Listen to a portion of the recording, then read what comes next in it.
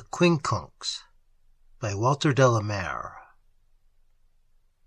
On opening the door, and in no good humour at so late and apparently timid a summons, I fancied at first glance that the figure standing at the foot of the 4 garden steps was my old and precious friend Henry Beverley, unexpectedly back in England again. At the moment there was only obscured moonlight to see him by, and he stood rather hummocked up and partly in shadow.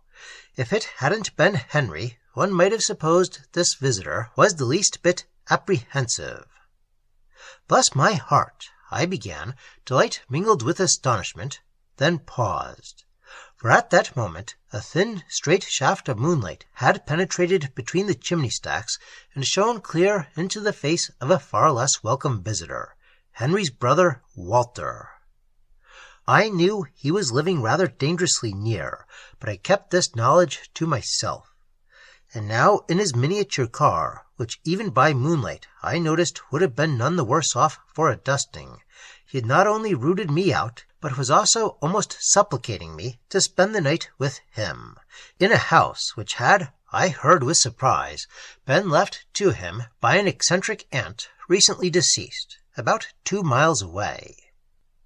Seldom can moonshine have flattered a more haggard face. Had he no sedatives or not, how could I refuse him? Besides, he was Henry's brother. So, having slowly climbed the stairs again, with a lingering glance of regret at the book I had been reading, I extinguished my green glass-shaded lamp, the reflex effects of which may have given poor Walter an additional pallor, pushed myself into a greatcoat, and jammed a hat on my head, and in a moment or so we were on our way, with a din resembling that of a van-load of empty biscuit tins. I am something of a snob about cars, though I prefer them borrowed. It was monstrous to be shattering the silence of night with so fiendish a noise, all the blinds down and every house asleep, on such a night. And as for poor Walter's gear-changing, heaven help the hardiest of army lorries. "Of course," he repeated, "it would be as easy as chalk to dismiss the whole affair as pure fancy. But that being so, how could it possibly have stood up to repeated rational experiment? Don't think I really care a hoot concerning a ghostly side of this business, not in the least. I am out for the definite. I am dog-tired, and I am all but beaten." Beaten, I thought to myself, not without some little satisfaction. But beaten by what? By whom? "Beaten!" I shouted through the din. We were turning a corner. "You see, for very good reasons, I don't doubt, my late old aunt could not away with me. She found precious little indeed to please her in my complete side of the family, not even the saintly Henry. My own idea is that all along she had been in love with my father, and I, thank heaven, don't take after him. There is a limit to imbecile unpracticality, and—" He dragged at his handbrake, having failed to notice earlier a crossroad immediately in front of us under a lamp-post. "She never intended me to inherit so much as a copper bed-warmer or the leg of a chair. Irony was not her strong point. Otherwise, I think she might have bequeathed me her wheezy old harmonium. I always had Salvation Army leanings, but fate was too quick for her, and the house came to me, the least beloved of us all. At first, merely out of curiosity, I decided to live in the place, but there's living, and there's deucedly little cash." "But she must have," I began. "Of course she must have," he broke in. "Even an old misbegotten aunt by marriage can't have lived on air. She had money. It was meant, I believe," she mistrusted lawyers, "for my cousin Arthur and the rest. And," he accelerated, "I am as certain as instinct and common sense can make me that there are stocks, shares, documents, all sorts of riffraff, and possibly private papers, hidden away somewhere in her own old house, where she lived for donkey's years, where I am trying to exist now." He shot me a rapid glance, rather like an animal looking round. In short, I'm treasure hunting, and there's interference. That's the situation, naked and a bit ashamed of it. But the really odd thing is, she knows it. Knows what? She knows I am after the loot, he answered, and cannot rest in her grave. Wait till you have seen her face, my dear feller, then scoff if you can. She was a secretive old cat, and she hated bipeds. Soured, I suppose.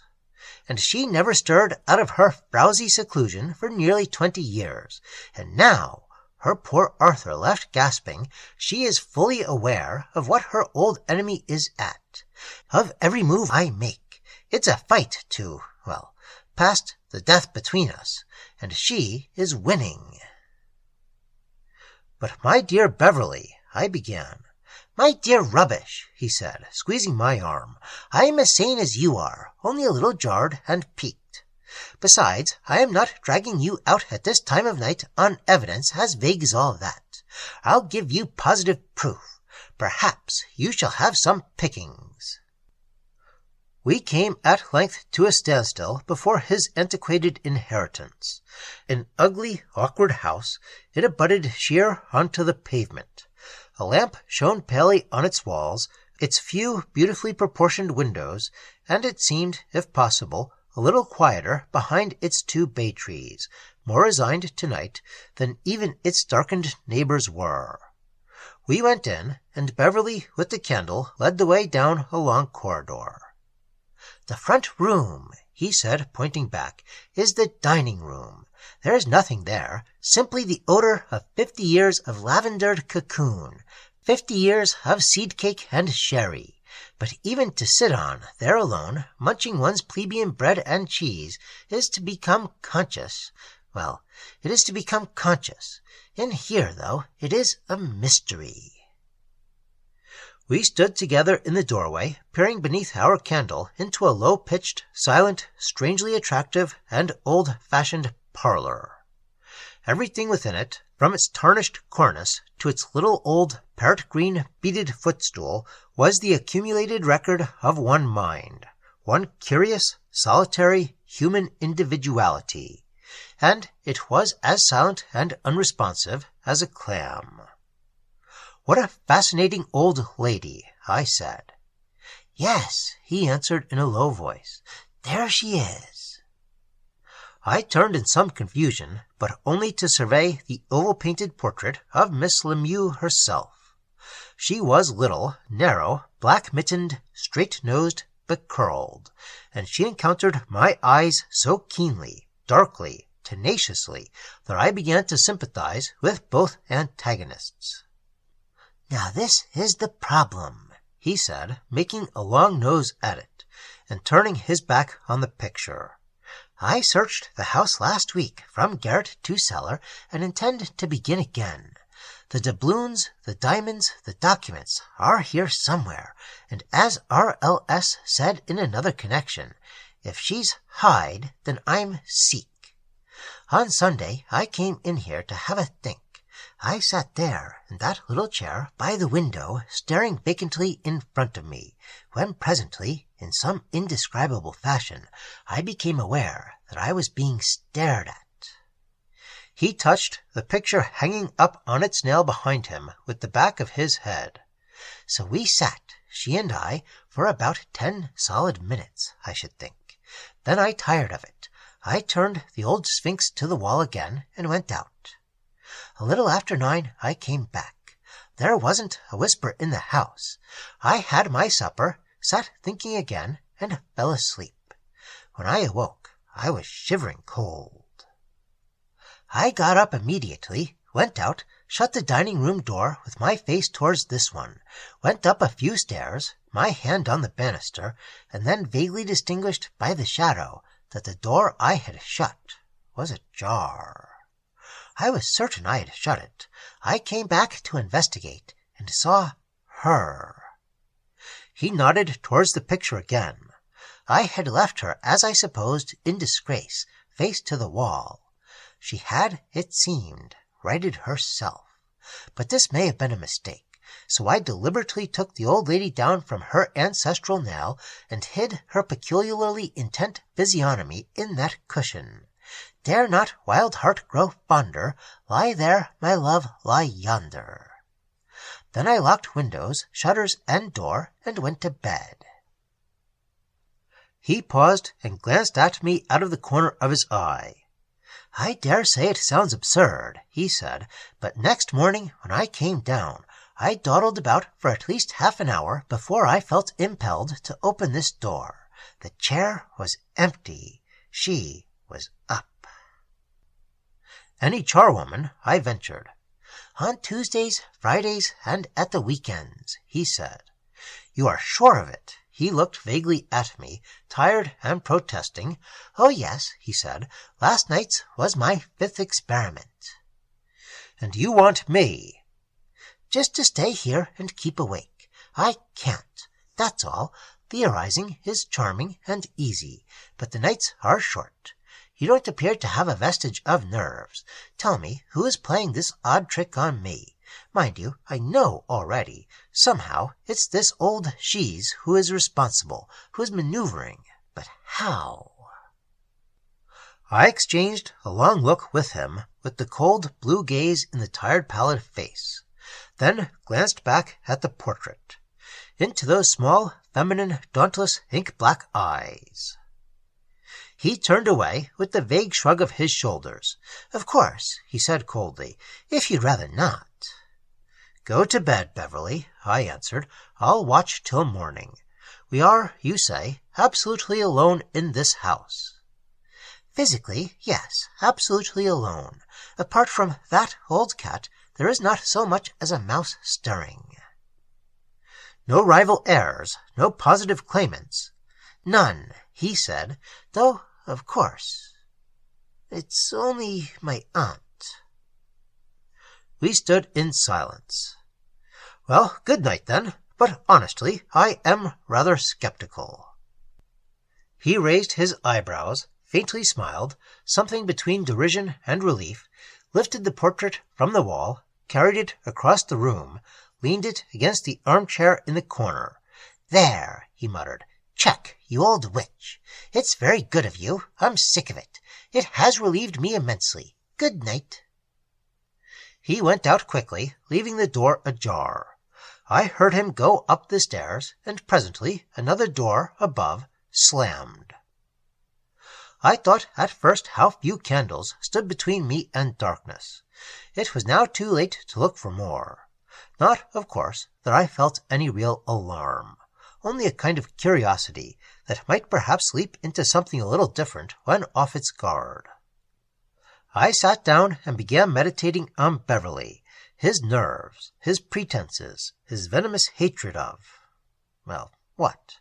Of a dozen things, but beneath all this I was gazing in imagination straight into the pictured eyes of a little old lady, already months in her grave. The hours passed slowly. I changed from chair to chair. T.E.G., gift books, albums of fading photographs, old picture magazines. I pored over some marvelously fine needlework, and a few enchanting little watercolors. My candle languished. Its successor was kindled. I was already become cold, dull, sleepy, and depressed, when in the extreme silence I heard the rustling of silk. Screening my candle with my hand, I sat far back into my yellow old damask sofa. Slow, shuffling footsteps were quietly drawing near. I fixed my eyes on the door. A pale light beyond it began stealing inwards, mingling with mine. Faint shadows zigzagged across the low ceiling. The door opened wider, stealthily, and a most extraordinary figure discovered itself, and paused on the threshold. For an instant I hesitated, my heart thumping at my ribs. And then I recognized, beneath a fantastic disguise, no less tangible an interloper than Beverly himself. He was in his pajamas. His feet were bare, but thrown over his shoulders was an immense old cashmere shawl that might have once graced Prince Albert's exhibition in the Crystal Palace. and his head was swathed in what seemed to be some preposterous 18th century night gear. The other hand outstretched, he was carrying his candlestick a few inches from his face, so that I could see his every feature with exquisite distinctness beneath his voluminous headdress.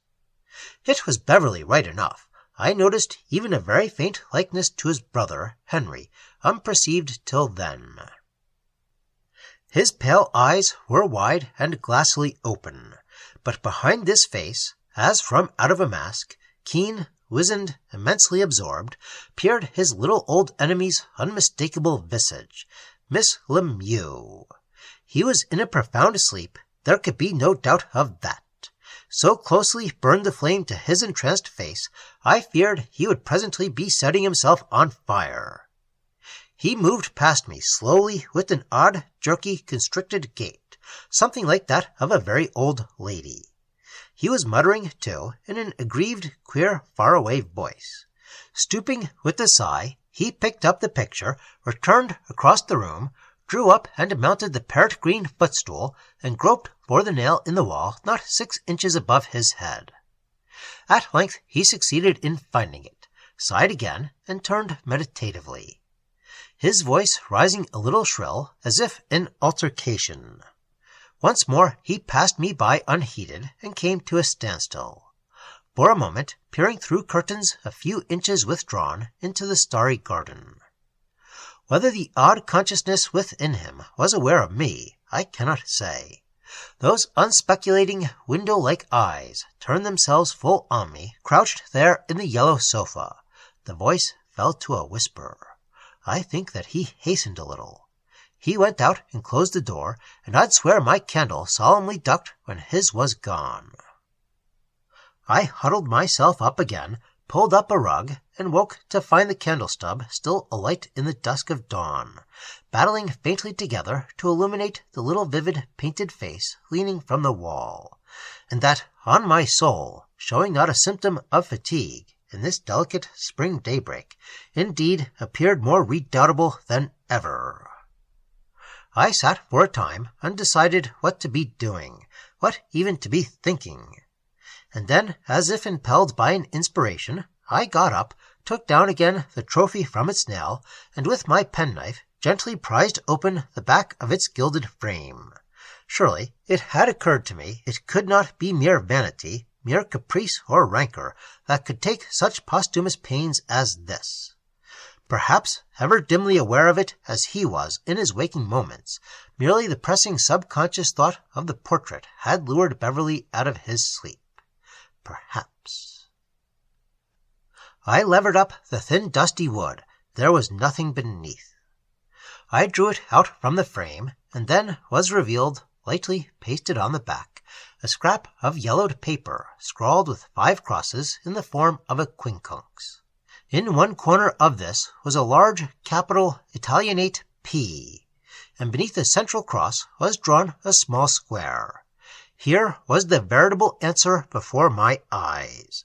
How very like old age to doubt its memory even on such a crucial matter as this. Or was it only doubt? For whose guidance had this odd quincunx been intended? Not for Walter Beverley's, that was certain.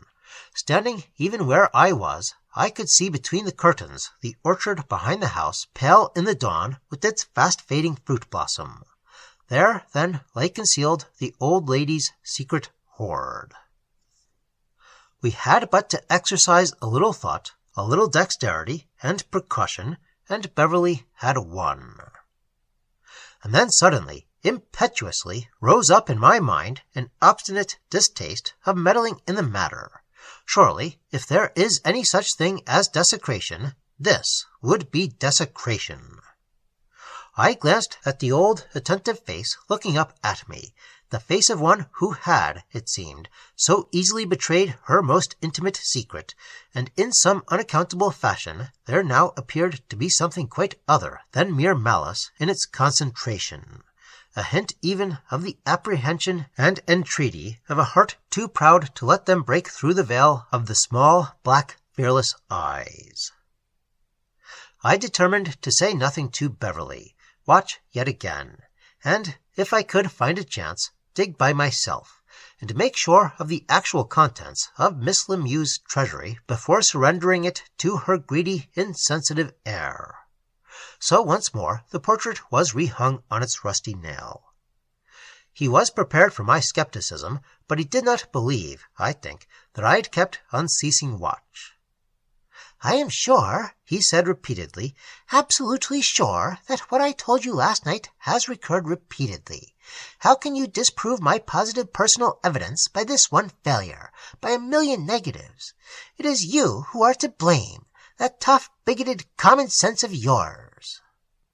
I willingly accepted his verdict and offered to watch once more. He seemed content. And yet, by his incessant restlessness and the curious questioning dismay that haunted his face, I felt that his nocturnal guest was troubling and fretting him more than ever. It was a charming old house, intensely still, intensely self-centered, as it were. One could imagine how unwelcome the summons of death would be in such a familiar home on earth as this. I wandered and brooded and searched in the garden, and found at length, without much difficulty, my Quincunx. The orchard was full of fruit trees, cherry, plum, apple, but the 5 towering pear trees, their rusty, crusted bloom not yet all shed, might become at once unmistakably conspicuous to anyone in possession of the clue, though not till then. But how hopeless a contest had my friend set himself, with no guidance and one spade, against such an aunt, against such an orchard. Evening began to narrow in the skies. My host and I sat together over a bottle of wine. Much as he seemed to cling to my company, I knew he longed for solitude. Twice he rose, as if urged by some sudden caprice to leave me, and twice he sat down again in even deeper constraint. But soon after midnight I was left once more to my vigil. This time I forestalled his uneasy errand and replaced the portrait myself. I rested a while, then, when it was still very early morning, I ventured out into the mists of the garden to find a spade. But I had foolishly forgotten on which side of the midmost tree Miss Lemieux had set her telltale square. So back again I was compelled to go, and this time I took the flimsy, precious scrap of paper with me. Somewhere a waning moon was shedding light, for the mists of the garden were white as milk, and the trees stood phantom-like above the drenched grasses. I pinned the paper to the midmost pear tree, measured out with my eye a rough narrow oblong a foot or 2 from the trunk, and drove the rusty spade into the soil. At that instant I heard a cautious, minute sound behind me. I turned and once more confronted the pathetic, bedizened figure of the night before. It was fumbling with the handle of the window, holding aloft a candle. The window opened at length, and Beverly stood peering out into the garden. I fancied even a shrill voice called, and then, without hesitation, with the same odd, shuffling gait, Beverly stepped out onto the dew-damped gravel path and came groping towards me. He stood then, quietly watching me, not 2 paces distant, and so utterly still was the twilight that his candle flame burned slim and unwavering in the mist, shedding its small, pale light on leaf-sprouting, flowerless bough and dewdrop, and upon that strange, set, haunted face. I could not gaze very long into the gray, unseeing eyes. His lips moved, his fingers, oddly bent, twitched, and then he turned from me. The large, pale eyes wandered to my spade, to the untrampled grasses, and finally, suddenly fixed their gaze on the tiny square of fading paper. He uttered a little cry, shrill and desperate, and stretched out his hand to snatch it. But I was too quick for him. Doubling it up, I thrust it into my pocket and stepped back beneath the trees. Then, intensely anxious not to awaken the sleepwalker, I drew back with extreme caution. None the less, I soon perceived that, however gradual my retreat, he was no less patiently driving me into a little shrubbery where there would be no chance of eluding him, and we should stand confronting one another face to face. I could not risk a struggle in such circumstances. A wave of heat spread over me. I tripped and then ran as fast as I could back to the house, hastened into the room, and threw myself down in my old yellow sleeping place, closing my eyes as if I were lost to the world. Presently followed the same faint footfall near at hand. Then, hearing no sound at all, and supposing he had passed, I cautiously opened my eyes, only to gaze once more unfathomably deep into his, stooping in the light of his candle, searching my face insanely, entreatingly. I cannot describe with how profound a disquietude. I did not stir until, with a deep sigh, like that of a tired-out child, he turned from me and left the room. I waited a while, my thoughts like a disturbed nest of ants. What should I do? To whom was my duty obligatory?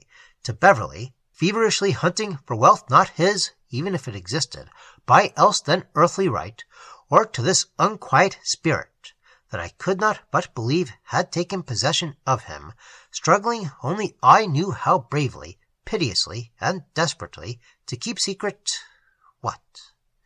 Not mere money or valuables, or private papers, or personal secrets, which might lie hidden beneath the shadow of the pear tree.